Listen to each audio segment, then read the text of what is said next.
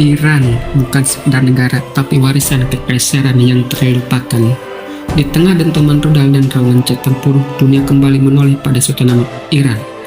Negara yang dulu sering dipandang sebagai kuno, kini berdiri tegak, meladeni tantangan langsung dari Israel, salah satu kekuatan militer paling canggih di dunia modern.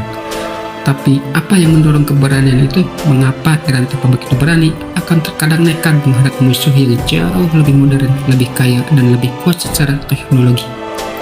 Apakah ini sekedar politik, ideologi, atau mungkin ada sesuatu yang lebih dalam? Sesuatu yang telah mengakar jauh sebelum Republik Islam lahir, sebelum perang modern pernah terdengar. Banyak orang tidak tahu bahwa Iran bukan hanya negara, ia adalah warisan peradaban dunia sebelum bangsa Arab menuliskan Al-Quran, sebelum tentara Romawi menaklukkan Eropa, bahkan sebelum Musa membelah Laut Merah. Tanah yang kini disebut Iran telah melahirkan raja-raja besar, ilmuwan agung, dan kota-kota yang bersinar lebih terang dari Zamrud. Apakah mungkin bahwa keberanian Iran hari ini bukanlah keberanian yang baru tumbuh kemarin sore? Apakah mungkin mereka hanya sekedar mewarisi semangat kekaisaran yang telah berumur ribuan tahun? Dan jika itu benar, seperti apa sebenarnya akar sejarah Iran? Siapa yang pertama kali menulis takdir mereka? Bangsa mana yang lebih dulu membangun kota-kota mereka sebelum nama Persia bahkan dikenal dunia? Bagaimana mereka bisa pernah menjadi penguasa dunia kuno? Dan apa yang membuat warisan itu tetap hidup dalam jiwa generasi sekarang?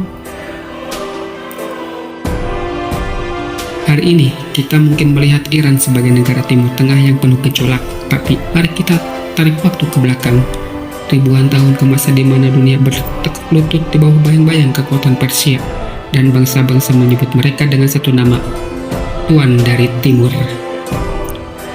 Maka, sebelum kamu menilai Iran dari headline berita hari ini, izinkan kami mengajakmu menyelami sejarah mereka, dari reruntuhan Elam hingga kejayaan Cyrus Agung. Dari tulisan batu di Persepolis hingga dentuman semangat revolusi di Teheran. Dan siapa tahu kamu akan menemukan bahwa keberanian hari ini sebenarnya adalah gemak dari kejayaan yang belum selesai. Sebuah perjalanan menembus 5.000 tahun sejarah, inilah peradaban Iran. Kamu siap menyelami? Kalau kamu pikir Iran hanya tentang nuklir dan embargo, maka kamu akan dikejutkan oleh cerita yang akan datang. Stay tune terus di channel ini.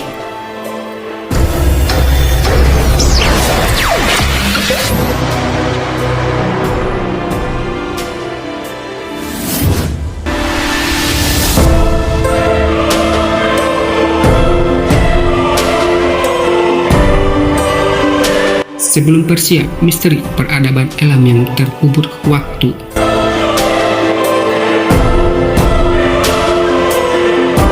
Pernahkah kamu membayangkan sebelum Cyrus Agung membangun kekaisaran Persia, sebelum Persepolis berdiri megah di tengah padang pasir, bahkan sebelum nama Iran dikenal dunia, siapakah yang pertama kali menulis sejarah di tanah ini?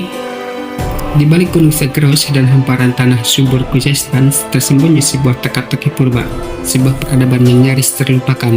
Ia bernama Elam.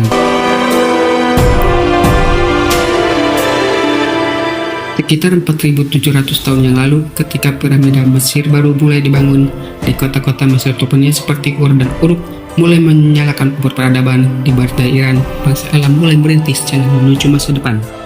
Tapi, siapa mereka sebenarnya? Dari mana mereka datang? Apakah mereka bangsa lokal atau hasil migrasi misterius dari timur jauh? Dan satu pertanyaan besar yang masih menghantui para arkeolog, mengapa mereka menghilang begitu saja, nyaris tanpa jejak? Salah satu kota paling tua di dunia, Susa, adalah jantung peradaban Elam. Bayangkan, kota yang berdiri 1.500 tahun sebelum Roma.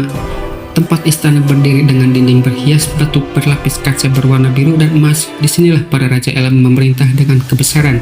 Dan disinilah para imam mereka menulis doa dalam tulisan Lainar Almat, sebuah sistem tulisan yang hingga kini belum sepenuhnya bisa diterjemahkan. Lalu apa isi doa-doa mereka? Pada dewa siapa mereka bersujud? Apakah mereka menulis rahasia masa depan yang kini kita hanya bisa tebak-menebak? Dalam perjalanan waktu, Elam tidak sendirian. Mereka berdampingan dan kadang juga berhadapan dengan bangsa Sumeria, Akkadia, dan Babilonia. Mereka berperang berdagang, bahkan saling mencuri dewa dan patung suci satu sama lain. Tahukah kamu bahwa bangsa Elam pernah menjarah kota Ur dan membawa patung dewi mereka ke Susa? Tapi berabad-abad kemudian, bangsa Babilonia menyerbu balik dan membakar kota itu. Apakah ini hanya sekedar soal kekuasaan? Ataukah ini adalah pertarungan identitas antara dua peradaban tertua di manusia? Semua ini belum terungkap. Meski peradaban Elam runtuh pada abad ke-6 sebelum Masehi setelah ditaklukkan oleh bangsa Persia, namun mereka tidak benar-benar menghilang. Banyak sistem pemerintahan, seni, dan arsitektur awal yang digunakan oleh kekaisaran Persia sesungguhnya berakar pada tradisi Elam. Bahkan nama Susa masih disebut dalam kitab suci, termasuk dalam kitab Daniel dan Esther. Lalu apakah warisan Elam masih mengalir dalam darah bangsa Iran hari ini? Mungkinkah kita semua yang hidup di dunia modern ini sebenarnya masih berdiri di atas pondasi yang dibangun oleh mereka yang sudah dilupakan? Jawabannya mungkin saja. Di tengah reruntuhan Susa, pasir menutupi apa yang dulu megah, tapi jika kamu diam sejenak dan mendengarkan bisikan angin, mungkin kamu akan mendengar suara masa lalu, suara mereka yang menulis sejarah sebelum sejarah itu sendiri dimulai. Kalau kamu baru pertama kali mendengar tentang Elam, tuliskan di kolom komentar. Aku baru tahu bahwa Iran punya peradaban setua ini, dan kalau kamu penasaran, episode selanjutnya akan membahas bagaimana Persia menjamak menjadi kekaisaran terbesar dunia kuno. Tapi sebelum itu, menurut kamu, apakah bangsa Elam memang benar-benar telah punah? Atau mereka hanya menunggu ditemukan kembali?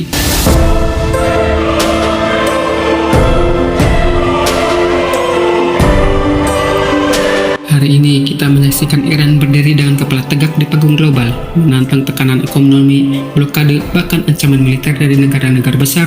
Dan kita pun bertanya, dari mana datangnya keberanian ini? Bukan dari senjata, bukan dari sekedar retorika revolusi, tapi dari sebuah jiwa peradaban yang pernah memimpin dunia dan mencetak sejarah jauh sebelum peta dunia modern digambar.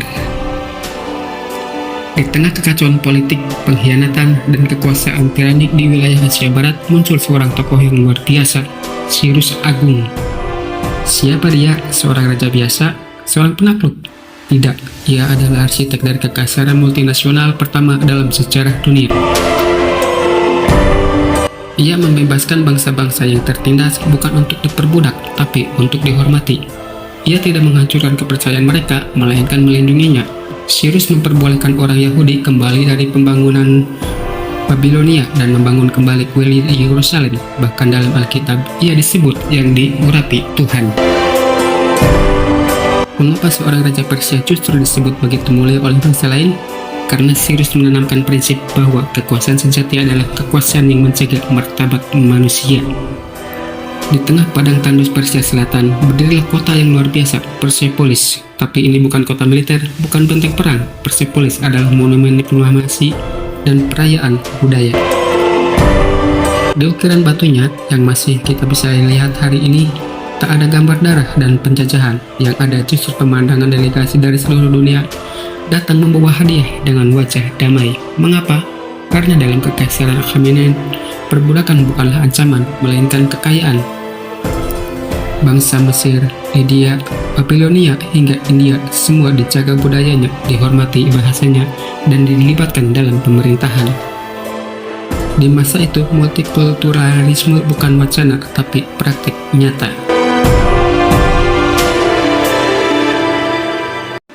Darius Agung, penerus Cyrus, bukan hanya raja, tapi seorang administrator jenius. Ia membagi wilayah kekaisaran menjadi satrapi, semacam provinsi dengan sistem pajak, militer, hukum, dan komunikasi yang nyaris modern. Ada jalan raya kerajaan sepanjang 2.500 km, ada sistem pos kapital, cikal bakal ekspedisi, dan satu mata uang resmi untuk seluruh wilayah kekuasaan. Sebuah prestasi luar biasa untuk abad ke-5 sebelum Masehi. Maka jangan heran jika sejarawan Yunani Herodotus berkata, tak pernah ada kekaisaran yang begitu besar, begitu tertib, dan begitu manusiawi seperti Persia. Lantas, apakah kekaisaran ini tanpa celah? Tentu tidak. Ketika kekuasaan beralih ke tangan Xerxes, ego mulai menggantikan filosofi. Persia menjadi lebih ambisius dalam perang, dan akhirnya bentrok dengan kekuatan baru dari barat, yaitu Yunani. Tapi bahkan dalam kekalahan di pertempuran Salamis dan Plataea, nama Persia tetap hidup bukan karena mereka selalu menang, tapi karena warisan ide mereka tak pernah padam. Jadi saat kamu melihat Iran hari ini berdiri melawan tekanan global, sadarilah bahwa jiwa mereka adalah jiwa dari Cyrus, Darius, dan Persepolis. Sebuah jiwa yang menyatu dengan prinsip tidak ada kemuliaan dalam penindasan dan tidak ada peradaban dalam penghapusan budaya lain. Tapi apakah kejayaan ini bisa bertahan selamanya? Apa yang membuat imperium sekuat Persia akhirnya tumbang, dan siapakah tokoh muda dari barat dengan ambisius membakar Persepolis yang mengubah arah sejarah dunia? Kita akan memasuki era baru ketika Alexander Agung datang dan dunia tak lagi sama. Apa nilai terbesar yang bisa kita pelajari dari kekaisaran Persia? Tulis di kolom komentar dan siap-siap karena di segmen berikutnya kita akan melihat bagaimana seorang anak muda Macedonia berani menantang tuan dari timur.